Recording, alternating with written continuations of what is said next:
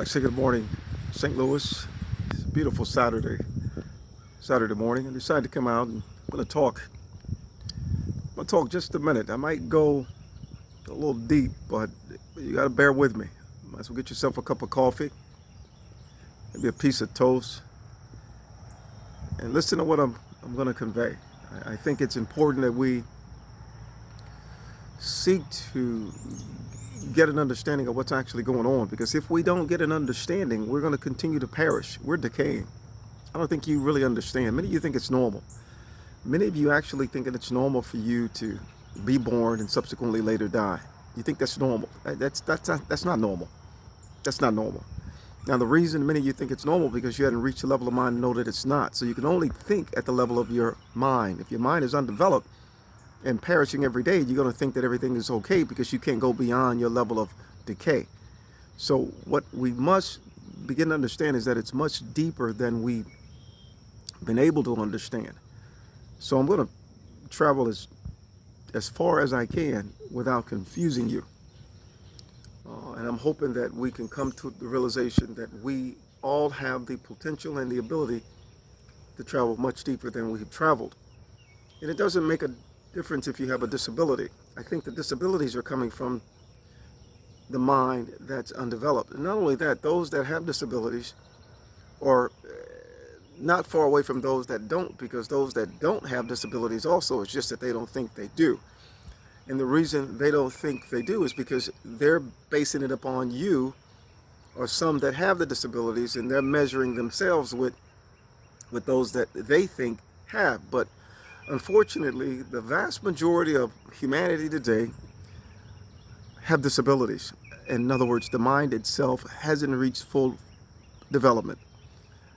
I would say probably on a scale of 100, the full development of humanity is probably a 2. So you're thinking, okay, we're 98% away from full mind development. I would say somewhat around there, if not less. It could be 0.7, 0.2. You might not even be at a 1. That's just how illiterate the human mind is. And you don't necessarily believe that's the case because you have not a bar to be able to make that assessment. In other words, if you're the first ones and there's no one after you to tell you that you are literate, you're going to think that you are a genius. You know, no different than the Neanderthals. We look at them as though they were illiterate, primitive. We came after them. So the question would be is who's after us? That's going to say that about us, but we're not going to say it because we haven't met those that are after us. So they can tell us how illiterate and uneducated we are. You know, Harvard, Yale, Princeton, different Ivy League schools, Nobel laureates, physicists, cosmologists, doctors, and lawyers.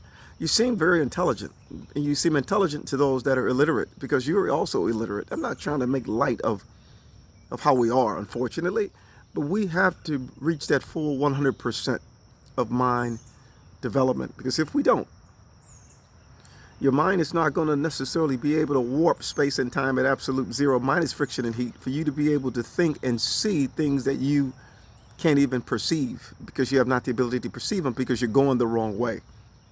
I talk about the laws of thermodynamics, entropy, increasing, chaos, and disorder. They clearly stated that that's exactly what's happening as it relates to the world. If they say 13.8 billion years is when the world was formed, created, we'll give them that.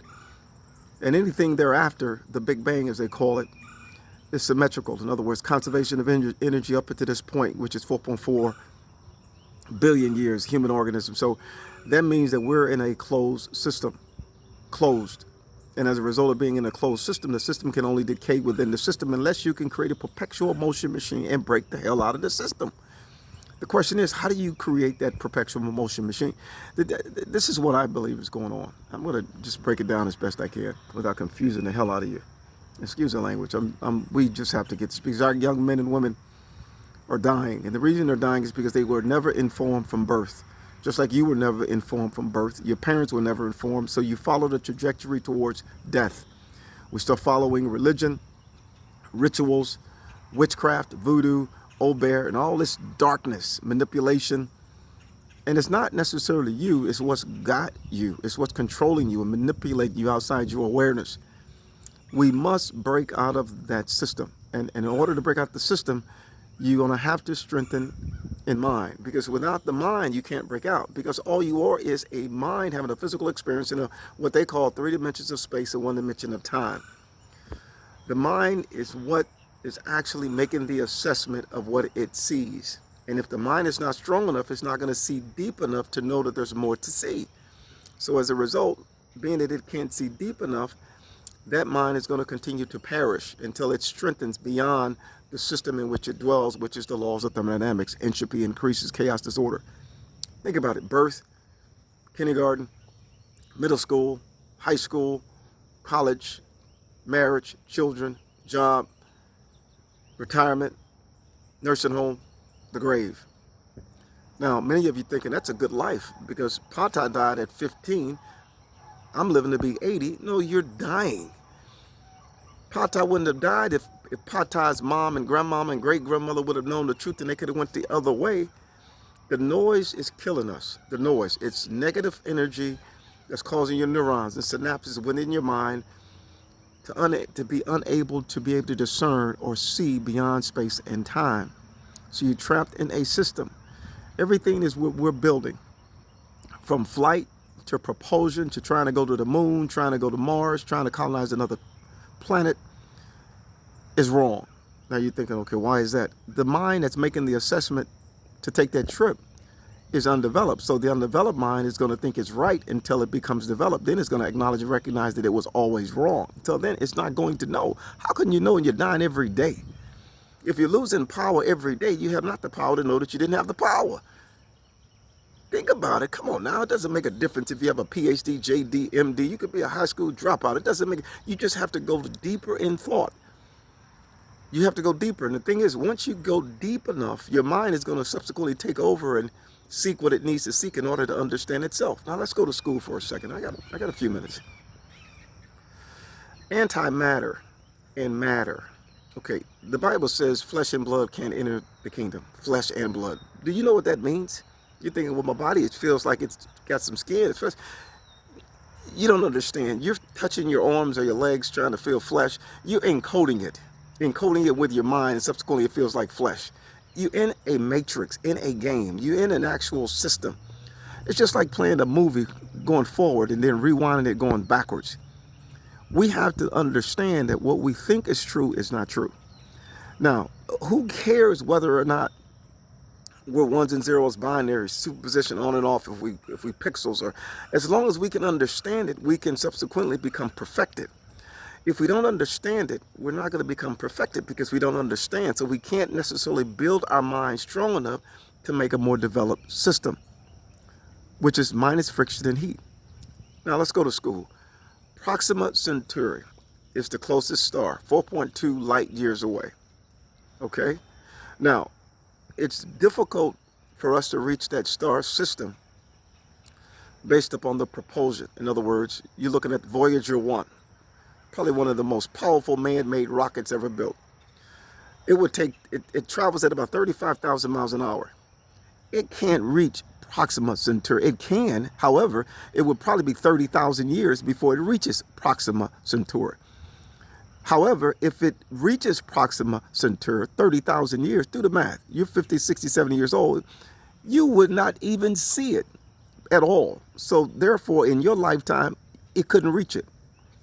It could reach it, but you wouldn't be here to know that it reached, more or less. If it's unmanned, it had the power, and it could travel at 35,000 miles, you're talking about 30,000 years. 30,000 years? That's a long time. So what we must begin to understand is that time is not what we perceive time is. Time is based upon power. If you had the ability to reach the speed of light, which is 186,000 miles per second, 186,000 miles per second, the Voyager can literally go 11 kilometers per second, which is roughly 0.621 miles. That's like a half a mile. Not a half a mile. I mean, a kilometer is basically referring to a half a mile, of course, okay? That's what it's referring to. So what we must begin to understand, in order for us to reach a star system, we must not use propulsion, liquid gas. We can't use that. We can't use fuel, okay? You say, well, how are we going to get there if we can't use fuel? Fuel is not fuel as you know fuel. You said, yes, it is. I got into a plane and went to St. Louis from Chicago, and they put fuel in it. It's all being encoded. It's information. It's data. It looks like fuel because that's what we named it. Come on, people. We got to get this damn thing. We must understand everything that you're actually seeing is being encoded by your mind and reflecting the encoding, which is your observation. So if you have the ability to reach the speed of light, you can reach the further star system via mind. So as a result of via mind reaching the speed of light, you will break out of the laws of thermodynamics. Entropy increases, you will break out of it. So as a result, you would now literally be light years into the future versus being in the past and waiting to decay. Unfortunately, those that came before us did not understand this because they had not the mind to understand it. So as a result, they are our teachers. We're following them. You're talking about professors and doctors, etc. They're teaching, proposing, teaching, trying to go to Mars and trying to go to Neptune, etc.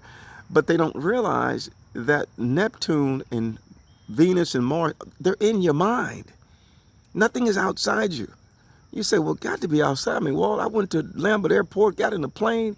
You didn't go nowhere. Your mind went. Your mind encoded. Think about you having a dream at night and you're going all over the world in a dream. And subsequently you waking up. Are you awakened while are you now awake or are you asleep now? I mean, we have become so illiterate, we are so illiterate to where we don't even understand what there is to understand. We're living in such grave deception. As I said, if your mind is operating at 0.7 and you minus 90+% of intellect, you're going to think what you're learning is true. Everyone trying to go to school because the system says you must go to school and in order to get a job. So you're going to do what the system wants you to do. Go to law school. You're going to get caught up in the status and you become arrogant, pompous, big house, big car, because you never really reached a higher level of awareness and mind to know that it wasn't about the house. It wasn't about the status. It wasn't about the job, because that's going to leave you straight to your grave. You can gain the whole world, but lose your soul, your mind. And that's what you're doing. In our generation, it's imperative for us to start waking up. I don't care if you grew up in the projects, suburbs. I don't care if you're black, white. I don't care if you're Asian, Hispanic, or Indian. Once we come to the realization that we have been following deception, but in order to understand it, you have to strengthen in mind. You have to become that star. In other words, if Proxima Centauri is 4.2 and Alpha Centauri is farther than that, which is 4.3, 4.4, 20-some trillion miles away, which the light year is about 6 trillion miles, 20-some trillion miles away. If you couldn't reach that level of intellect via processing power within your mind, you will now be what we were seeking to find, which is a star. You would have that algorithm, that sound, to be able to process data and information a lot quicker than you were capable of processing that information. Just think about when we were younger. We had Pac-Man. We had analog. We didn't have computers at the time. We didn't have phones. We had the rotary type phones, etc. Think about 5G now, what we have. Think about satellites, 25,000 miles orbiting. Think about all these things that we didn't have back in the 60s, in the 50s, in the 40s, in the 1800s. What happens if we have the potential and the ability to bring year 2090 into right now, into the 21st century, right now, 2090? What happens if we're capable of doing that? That means that we will create technology that was never even perceived. Now, the question you must ask yourself, are we capable of doing that? Of course we're capable of doing it. It's just that we have to strengthen in mind in order to do it. If you can upgrade a computer right now, work in your garage, upgrade it, subsequently, people look at you as though you're crazy until you show them that it works. And then as a result of it working, then everyone else would literally be able to catapult, because no one thought flight was possible. They never thought radio was possible, television was possible, cell phones were possible, Bluetooth, Wi-Fi was possible until it happened. And it becomes normal. We have to take the lead, but in order to take that lead, we have to stop following deception. I understand that you've been in church for years, and you're waiting on Jesus to return. It's a parable, it's an allegory. It's an allegory. We have to get this thing out. You might have your mouth stuck out because that's all you know. You know, you've been singing in the choir since you were 2, you know, and you've been shouting, looking at your grandfather shouting, so you took up his habits, you shout. Now you're a preacher like your granddaddy, great-granddaddy. But the question is, are you still dying? Are you dying from infirmities and different types of diseases? You say, yeah, I'm dying. Everybody dies. No, listen to what I'm trying to get you guys to understand. We have been following deception. We've turned the Bible into fables and stories, and it's seared your consciousness, and you're lost. You're lost. You know you're lost. You know, you can't perceive beyond your level of ignorance. You know you are. You just can't process what I'm saying, but you have to seek and make every attempt to process it, because we are so powerful and we don't know. We're looking for someone outside of ourselves. Oh, God, please save me. No, we must become that perfect sound that can calculate at a level in which most people never even perceived we were capable. We must do this. And if we don't do it, it's going to continue to be the same. Look at what's going on in India. People are dying, lack of oxygen. Why do they lack oxygen? You think, well, they just can't breathe. No, listen to what I'm saying. You're in poison. You're in dark, negative sound that's causing you to lose your breath. And you might not be like the people in India, but you're losing it every day. If you're dying, you're suffering from hypoxia. Take a trip to Mount Everest, 29,000 feet. Climb that mountain. When you get to 26,000, you're going to suffer from hypoxia, which your organs are not going to get the blood flow needed because you lack oxygen. At that level, you're at 33% per breath. So your mind is 60+%, so you're dying. That's what's happening down here at sea level. We haven't reached the higher level of awareness. We're getting ugly, we're getting fat, and you're thinking you're getting old. You are dying. Now, if we can reverse the laws of thermodynamics and reach that star, which is an algorithm, a sound, not outside you get in a space shuttle like Elon Musk is referring to. The Bible says many have taken the wide gate that lead to destruction, the narrow gate that lead to life not many people find. It's important for us to wake the hell up. This is our season. Now, you could sit back, play patty cake, act a damn fool if you choose to, but you better make sure your life insurance policy is paid up, because you're going to need it. You definitely going to need it. Now, if you want to take heed to what I'm saying and understand that we can do it, but we must start today. We must work together collectively. It ain't about black and or white. It's about us all coming together, having a developed mind to understand why have we allowed ourselves to be in this prison for so long. I'm one to believe that we can break out of this prison, but we must do it together. Shout out to my grandbaby Noah, granddaddy, love you, son. Shout out to Winton and Catherine. You guys work and grind. Shout out to Walter, Zion, Gabe, and Danielle. Continue to do what you need to do, but more importantly, don't follow anyone. You go deep within yourself, and the Holy Spirit within you, that powerful sound will resonate. That powerful sound will resonate and it'll allow you to discern what you need to understand in order to go where you need to go. But more importantly, you must show love. Those of you that are angry and nasty and wicked, it's not you. It's that dark negative energy that has gripped your soul, and you must rebuke that system, because if not, it will destroy you. It will literally destroy you. So we're just asking God to keep us all covered, and more importantly, awaken us to become who we were predestined to become. And that's one with that perfect sound. That's Alpha and Omega. That's the beginning and the end. That's first and the last. And that's collectively working together. God bless.